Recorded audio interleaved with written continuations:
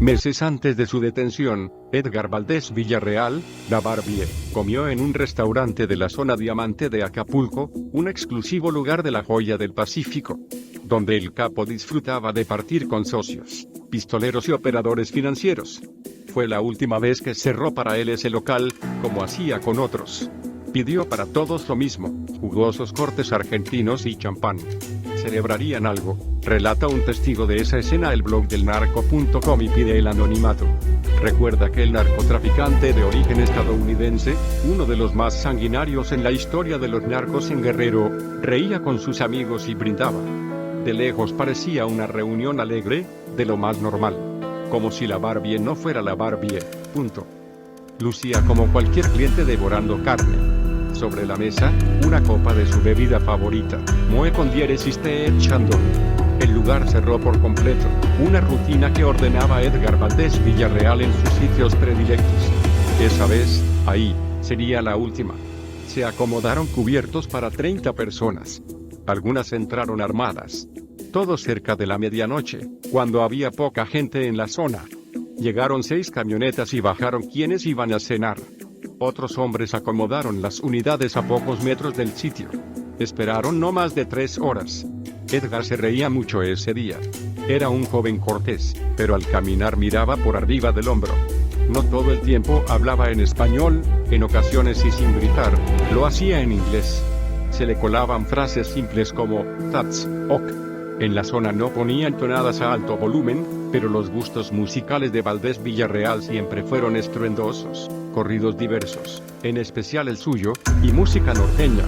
Esa noche, el testigo recuerda que fue a mediados de marzo de 2010. Entre pláticas triviales y choque de copas, era impensable que los días en libertad de la Barbie estuvieran por terminar. Esos de noches enteras en antros como Palladium y Clásico del Mar, ubicados en la famosa colonia escénica de Acapulco.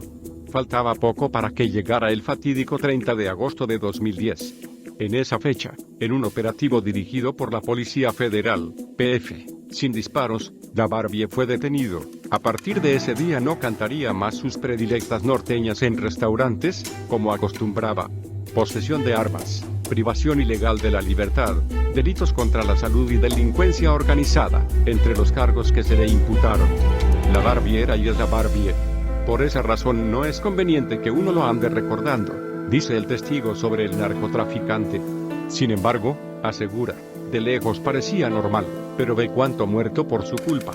La llegada a la historia de Edgar Valdés Villarreal cobró notoriedad en Guerrero después de la muerte de Carlos Esteban Landeros Sánchez, en febrero de 2006, cuando el lugarteniente de Joaquín Guzmán Loera, líder del cártel de Sinaloa, murió en un enfrentamiento con policías preventivos de Acapulco, en ese municipio. El saldo, 4 muertos. En esa época, la Barbie seguía al mando de Arturo Beltrán Leiva, el jefe de jefes, y vivía en Laredo, Tamaulipas. La Fiscalía General del Estado, FG, reconoce 2006 como el antes y el después de la ola de violencia en Guerrero, cuando el expresidente Felipe Calderón declaró la guerra contra el crimen organizado. A la Barbie se le recuerda en varios momentos en Acapulco. En el puerto es uno de los hombres más presentes en la memoria de comerciantes, prestadores de servicios y pobladores consultados para el blog del narco.com. Cuando escuchan su nombre piensan en las balaceras, muertes y violencia que dejó, pero también porque llegó a cerrar, para él y sus amigos, el Baby O, la disco más afamada de la historia de Acapulco, ubicado en la costera Miguel Alemán. Otro de sus antros favoritos era el Alebrije, donde una botella de champán costaba 16,000 pesos y era llevada a la mesa con un espectáculo. Una persona de baja estatura vestida de Superman era lanzada por un mesero, al tiempo que explotaba pirotecnia. Las aventuras de alcohol, diversión, drogas y mujeres de la Barbie no son 100% verificables. En el caso del Alebrije, cerró en 2013 por la violencia, por ejemplo, pero varios acapulqueños que coincidieron en esa época con el capo están seguros de lo que vieron. Lo recuerdan como el hombre ejercitado que llegaba a pagar cuentas por arriba de los 100,000 pesos. Muchos dicen que la Barbie presuntamente compartía con hijos de políticos y famosos en esos sitios. Desde la muerte de Arturo Beltrán Leiva, el Barbas, en diciembre de 2009, durante un operativo coordinado por la Secretaría de Marina en Cuernavaca, Morelos, donde también fue abatido Miguel Ángel Araujo Moreno, el Buche, mano derecha del jefe de jefes. Valdés Villarreal asumió como nuevo líder autónomo en el puerto y estableció operaciones solo, al menos durante 8 meses, de enero a agosto, momento de su detención. Con la ayuda de su suegro, Carlos Montemayor, alias El Charro, la Barbie se apoderó, desde principios de 2010 y hasta el momento de su captura, de la estructura que él mismo formó para los hermanos Beltrán Leiva desde 2006. Edgar supo esperar. Pasó por varios jefes hasta llegar a ser mandamás. Ese año, en el que la Secretaría de Gobernación, Segov, reporta 1.500 homicidios en Guerrero, Albertico Quinto Sierra, ex procurador, señaló que varios enfrentamientos tenían que ver directamente con la Barbie, quien fue disciplinado para llegar a ser el jefe de sus propias operaciones. Primero se cuadró con Ociel Cárdenas Guillén, quien dirigía el Cártel del Golfo, luego con los hermanos Beltrán Leiva, hasta integrar, por un periodo de 8 meses, su propia célula, que la PF denominó, al detenerlo, como la Banda de los Negros, que creó con la ayuda de Gamaliel Aguirre Tavira, el Güero Huetamo, su jefe de sicarios. Fue él quien se encargó del negocio en colonias de la periferia, por ejemplo, en Emiliano Zapata, Ciudad Renacimiento y Simón Bolívar. El Güero Huetamo fue detenido en julio de 2010.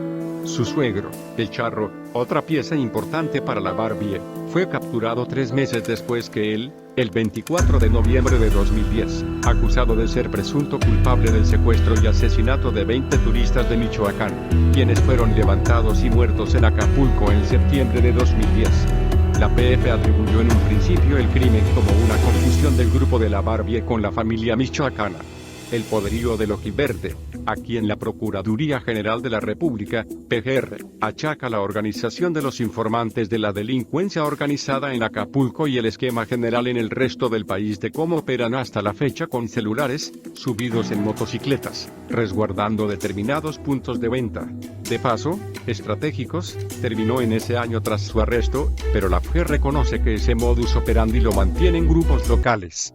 Trasiego a lo grande como ejemplo de su poderío al construir su propio imperio en un periodo corto, de acuerdo con documentos desclasificados por la Fiscalía Federal de Georgia, Estados Unidos, en poder del blog del narco.com, se revela que una vez, desde Colombia, el capo recibió un envío de 3.000 kilos de cocaína a Acapulco en un barco de pesca, razones de sobra para que los Beltrán quisieran hacerlo a un lado del negocio. La Secretaría de Seguridad Pública, SSP, explicó que el choque entre bandos desató la ola de violencia más cruenta, de la que hay episodios similares en estos días en Acapulco. Entre los muertos de marzo y abril de 2010 hubo comandantes de la Policía Ministerial, de la Policía Municipal de Acapulco y miembros del Ejército, además de sicarios y narcomenudistas. Las balaceras de marzo ocurrieron en varios puntos de Acapulco, en las calles de Baja California y Michoacán, de la céntrica Colonia Progreso, y otras más en Vicente Guerrero, a la salida por la carretera antigua.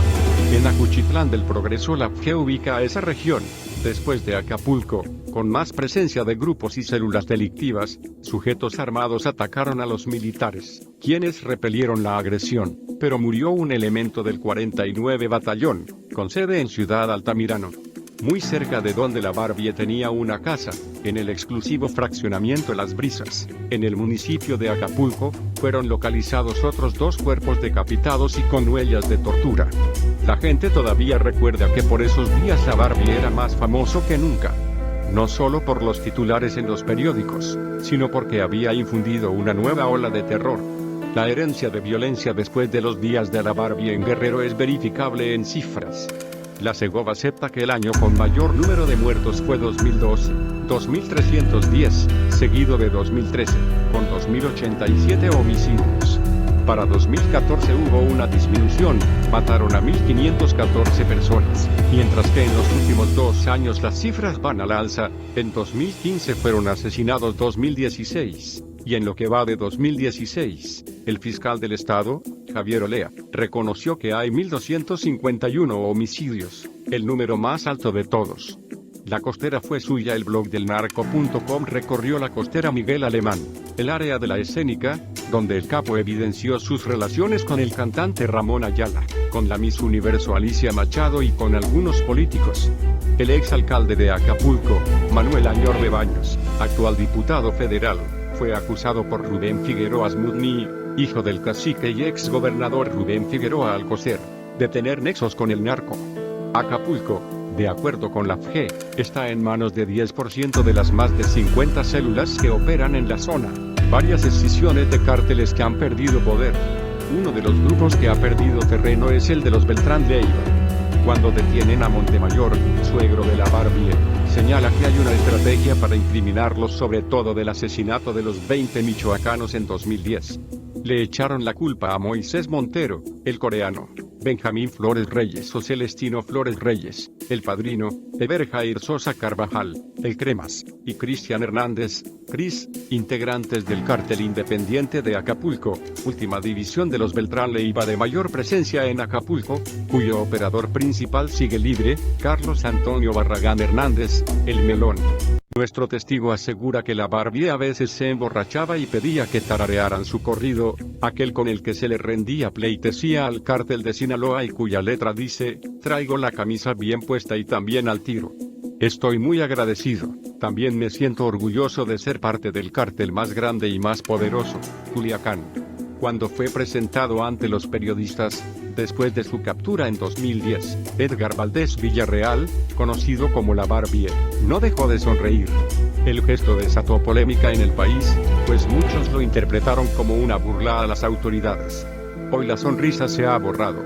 La Barbie fue sentenciado a 49 años y un mes de prisión por una corte de Estados Unidos. Además deberá pagar una multa de US $192 millones. El Tribunal de Atlanta, Georgia, donde se realizó el juicio, lo encontró culpable de narcotráfico y lavado de dinero. Hace 2 años se declaró culpable de las acusaciones para evitar una condena de cadena perpetua, como se había solicitado en su contra. Fin de las recomendaciones. En un comunicado, el fiscal Jun J. Pak dijo que Valdés Villarreal importó toneladas de cocaína a Estados Unidos mientras sin piedad avanzaba hacia los más altos cargos de uno de los carteles más poderosos de México, dejando a su paso incontables vidas destruidas por la violencia. Ahora irá a prisión casi por el resto de su vida, añadió. Es un mensaje a los líderes de carteles mexicanos, quienes deberían saber que, como la Barbie, serán responsabilizados de sus crímenes.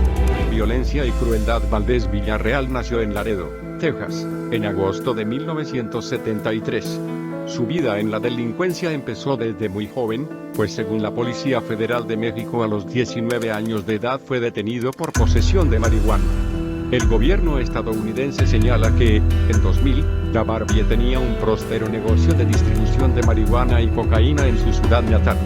Sus operaciones se extendieron incluso a lugares como Nueva Orleans, Luisiana, Memphis, Tennessee y Mississippi. El activismo del joven texano llamó la atención de los carteles mexicanos del narcotráfico. Ese mismo año fue reclutado por Arturo Beltrán Leiva, el Barbas, quien entonces era uno de los principales líderes del cartel de Sinaloa. El capo le encargó una de las operaciones más importantes para la organización en ese momento: arrebatar el mercado y las rutas de tráfico de drogas de Nuevo Laredo, Tamaulipas al cartel del Golfo, que las controlaba. La misión se acordó en un cónclave de líderes realizado en Cuernavaca, Morelos, según un informe del Centro Nacional de Planeación, Análisis e Información para el Combate a la Delincuencia, CENAPI. El encuentro se realizó al inicio de 2005. Durante todo ese año la Barbie y su grupo pelearon violentamente calle por calle el control del tráfico en la Nuevo Laredo, fronteriza con Estados Unidos. Allí nació el cariz de crueldad que la agencia antidrogas estadounidense, la DEA, atribuye a Valdés Villarreal. La batalla fue el inicio de la guerra entre carteles que causó la muerte de miles de personas, y que en algunas regiones del país todavía permanece. La sonrisa del capo Valdés Villarreal se convirtió en el personaje más cercano a Arturo Beltrán Leiva e incluso permaneció a su lado cuando el capo y sus hermanos rompieron su alianza con el cartel de Sinaloa. El Barbas fue abatido por la Marina en diciembre de 2009, y a partir de ese momento el texano emprendió su propio camino. Con su propio grupo emprendió una batalla por controlar el mercado de drogas en Guerrero, especialmente en el balneario de Acapulco, donde se vivieron algunas de las jornadas de mayor violencia en su historia.